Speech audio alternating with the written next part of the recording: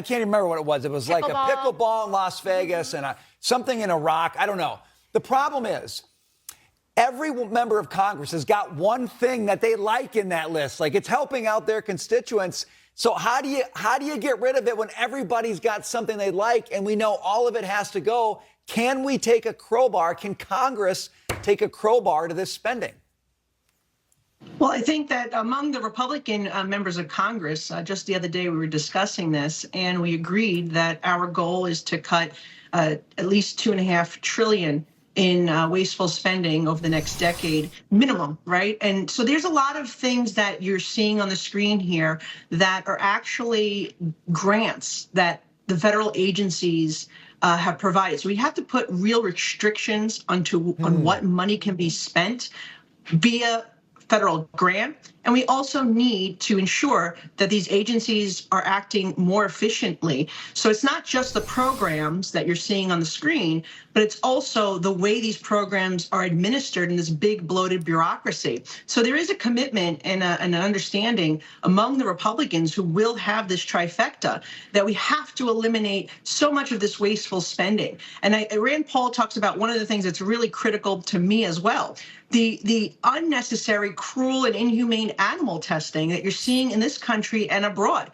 Right there, I mean, that is tens of millions of dollars that can be immediately eliminated. Why are we doing transgender hormone therapy on monkeys? Why are we drilling cats' heads or infesting dogs with fleas?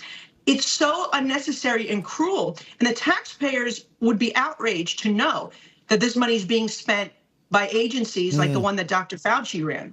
The same people who claim to care about animals are the ones doing this. I agree with you. It irks me to my core to hear what we're doing to those animals.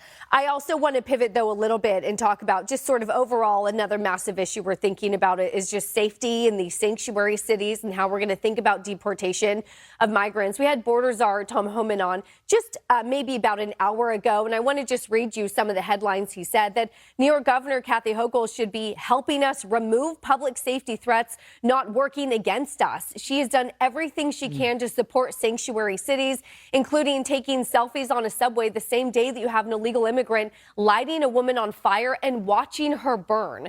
Are you confident that we can successfully take on these sanctuary cities despite the massive backlash that people like Kathy Hochul are presenting?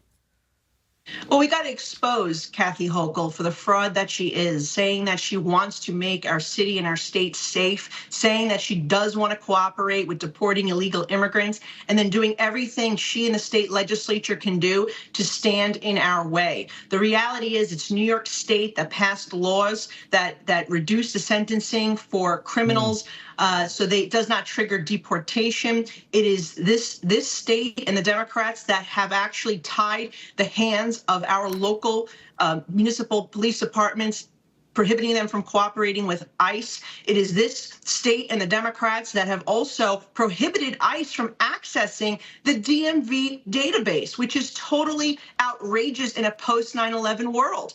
So we need to try to fight them as much as possible, but expose them so the public knows what's going on. Kathy Hochul barely won re-election 2 years ago, and now she's going to be up again in 2026. And so I think this is a real opportunity for us to get the public on our side. We met with Tom Homan last week in Washington, and I'm very impressed with him. I know he's going to do everything he can, but we have to support him. Congress has to support him and hold these sanctuary cities and states accountable for continuing to put illegal immigrants before their own citizens and jeopardizing public safety, as we saw happened this week on the train. Congressman, can I pivot once again and ask you about defense spending?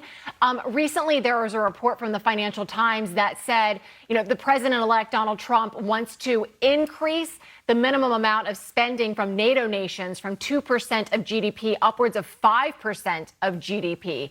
And in response, we're hearing leaders of other NATO nations like Italy and Greece and the UK who just got together over the weekend, and they're saying, yeah, maybe we should be paying more. We ought to be paying more, or at least our 2%, because some of them are not even paying that. Is that the Trump effect on the global stage?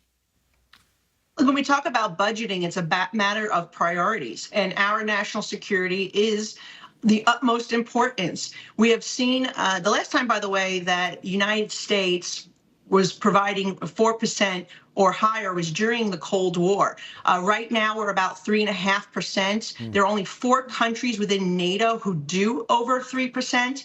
United States and Greece are among those 4. Poland is the only country that actually does above 4%. So they have really been committed to their defense and also NATO. But what I'll say is there are a slew of countries, about 8 or so, that are not even meeting their 2%. So again, this is probably President Trump pushing for everyone to be doing their fair share. But there's no doubt that the United States needs to focus on our industrial base, on our capacity in shipbuilding to build naval ships to keep up with modern times, and the workforce as well that goes with it. Yep, that definition of fair share makes a little more sense to me. Congresswoman, we got to leave it there. Good to see you. Merry Christmas. Happy holidays. Merry Christmas. Thank you.